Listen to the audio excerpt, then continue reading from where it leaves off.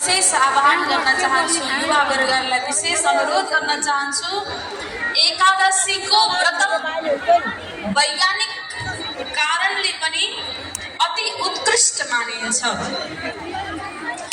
हजुरहरू कतिजनाको व्रत छ आज हेरौँ त? व्रत राख्ने जतिले हात उठाउनु है। ओहो, उभिने भक्तहरू पनि सबैले उठाउनु भयो त। एकादशी मैया की, तुलसी महारानी की। आज एकादशीको दिन चाहिँ एउटा सुन्दर भजन छ जो चाहिँ अहिलेका युवा वर्गहरू एकादशी पनि बिर्से, द्वादशी पनि बिर्से र बिर्सिँदै बिर्सिँदै हाम्रो संस्कार, परिचय, पहिचान पनि बिर्सिन थाले। उनीहरूलाई पनि समेटेर यो कोटिहोमले, यो सप्तगण्डकी गायत्री कोटिहोमले सबको मनमा पोजिटिभ भाइब्रेसन गरेको छ, आध्यात्मिक यात्राको तय गरिदिएको छ। आयोजन परिवारलाई जोरदार तालीले सम्मान गर्नु है। यो भजनको आश्रय लिएर आज चाहिँ हामीले नाम कीर्तनको साथमा यो भजनलाई हामीले शुभारम्भ गरेका छौँ, जसले चाहिँ अहिलेको समय, अहिलेको परिस्थितिलाई विशेष गरी निहालेको छ है त। हजुरहरूलाई उठेर नाच्न मन लाग्यो भने नाच्दा पनि हुन्छ, तर ठाउँ हेरेर साथै गाह्रो छ है। औँसी पूर्णे एकादशी, द्वादशी भूले।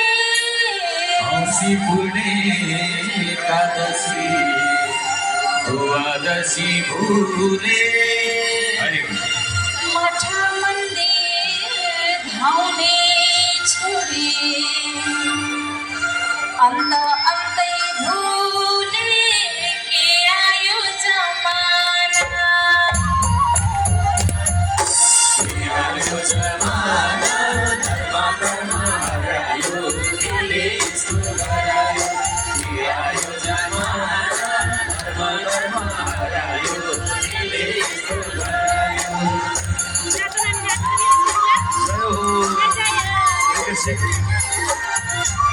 हाम्रो बिचमा वरिष्ठ पत्रकार एवं सामाजिक अभियन्ता आदरणीय सन्तोष देउसाज्यूको आगमन भएको छ। उहाँलाई जोरदार तालले स्वागत गरौँ। माताजीको कथा सुन्नलाई कोटिहोमको दर्शनलाई चितवनबाट आउनु भएको छ। वरिष्ठ पत्रकार हुनुहुन्छ आदरणीय मोहन बस्नेतज्यू, यहाँलाई पनि स्वागत छ। जय जय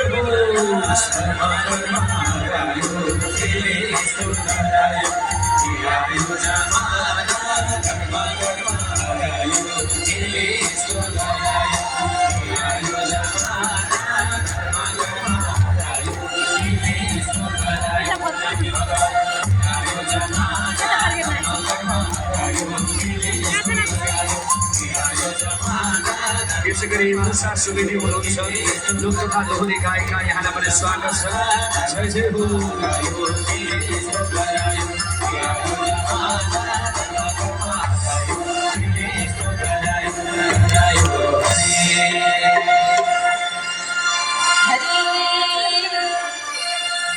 अब हेर्नुहोस्, यहाँ कथाको पण्डालमा 95% आमाहरू हुनुहुन्छ, 5% बुवाहरू हुनुहुन्छ, हो कि होइन? धर्मकलले धामा रहेछ, हेर्नु त। एकपटक सबै आमाहरूलाई, बुवाहरूलाई जोरदार तालले सम्मान गरिदिन्छ। अनि अहिलेका युवाहरूलाई विशेष गरी भन्दैछु है, न त राम्रो व्यवहार गर्छ, न त मिठो बोली,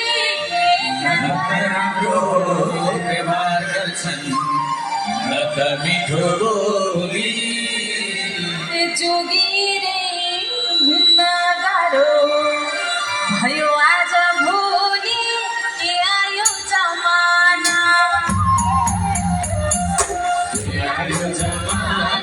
कलियुग लाउने मान्छे जस्तै लाउने, के आयो जमाना। कलियुग लाउने मान्छे जस्तै लाउने।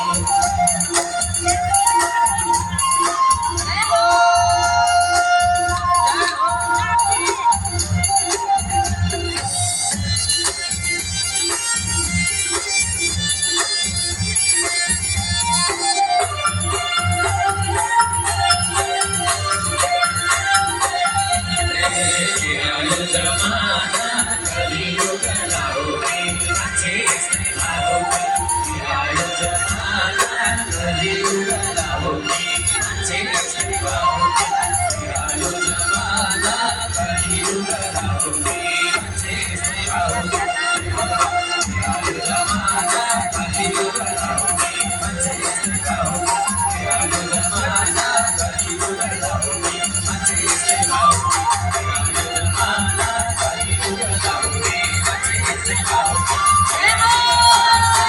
कलियुग लाउने मान्छे यस्तै भावुकी आयो जमाना कलियुग लाउने मान्छे यस्तै भावुकी हरि पढ्छन् लेख्छन् विद्वान बन्छन् धन सम्पत्ति जोड्छन् पढ्छन् लेख्छन् विद्वान बन्छन् धन सम्पत्ति जोड्छन् घोडा भाका कामलाई ए धर्मशाला छोड्छन् कि आयो जमाना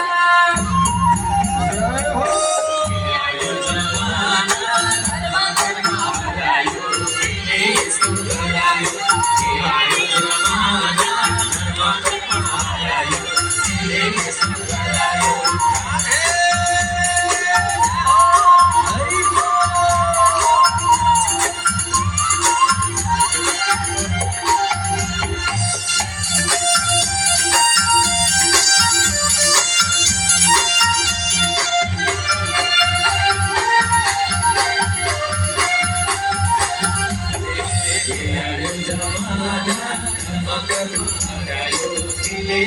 गरायो आयो जमाना आयो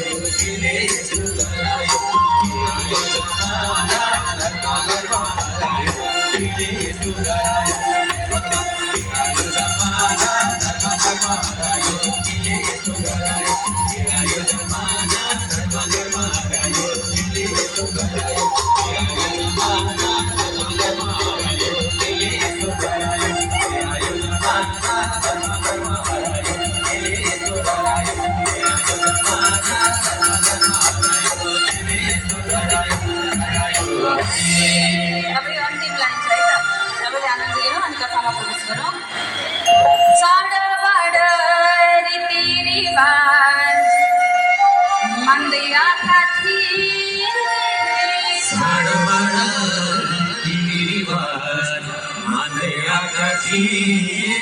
अब विश्वमा एउटै मात्र सनातन हिन्दू राष्ट्र नेपाल भनेर गौरवको विषय थियो नि त होइन तर अहिले के भयो आफ्नो धर्म संस्कृतिलाई पाखै लगाइदिए आयो जमाना आयो जमाना कलियुग लाउने मान्छे यस्तै भावुकी आयो जमाना कलियुग लाउने मान्छे यस्तै भावुकी